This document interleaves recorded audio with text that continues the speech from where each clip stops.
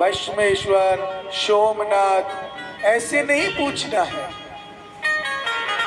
हमें इनके बारे में जानना है कि ये क्यों बने, क्या कारण था और ये इतने पूजनीय कैसे बने। इतना जब सूत जी ने सुना तो कहा, देखिए मैं आपको सबसे पहले बताता हूं, गौतमीश्वर जो शिवलिंग है, जिसको हम त्र्यंबकेश्वर कहते हैं, उनका सबसे बड़ा महत्व क्या था। एक गौतम ऋषि हुए थे। गौतम ऋषि बहुत अच्छे ऋषि थे, प्रबल तपस्या की, हजारों वर्ष उसने तपस्या की। लेकिन एक समय ऐसा आया कि 100 वर्ष से जहां गौतम ऋषि रहते थे वहां ना तो बारिश हुई, ना कोई हरियाली थी। जब बारिश नहीं होगी तो हरियाली कहां से होगी, ना अन्न पैदा होता था। गौतम ऋषि ने समाधि लगाई।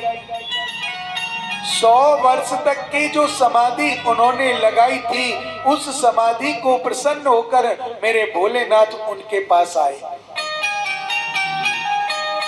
उन्होंने कहा, प्रभु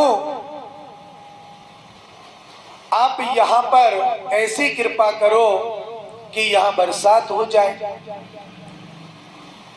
भोलेनाथ ने कहा, गौतम जी आपको वरुण देव की तपस्या करनी पड़ेगी, क्योंकि पानी तो वरुण देव देते हैं। अब तो मेरे गौतम ऋषि तपस्या में बैठ गए और 100 वर्ष तक दोबारा से वरुण देव की तपस्या की। इधर उनकी पत्नी, पतिव्रता पत्नी से बोले, देवी जाओ जंगल में अगर कोई पानी की व्यवस्था हो तो कहीं से पानी लेकर के आओ, जिससे मैं अपने जो तप किया है इसको पूर्ण कर लूं। क्योंकि अगर कोई तपस्या करता है या पूजा आप करते हैं तो लास्ट में जल के छींटे लगाते हैं ना, ओम द्याहो शांति अंतरिक्ष शांति, शांति पाठ करते हैं ना। तो उन्होंने कहा, देवी अब जाओ, और वो आगे गए। तो उन्होंने वरुण देव का ध्यान किया। वरुण देव आए और वरुण देव ने आकर के कहा कि यहाँ छोटा सा गड्ढा खोद लो। उन्होंने वहां गड्ढा खोद लिया और उसमें मां गंगा का आह्वान किया और मां गंगा प्रकट हो गई।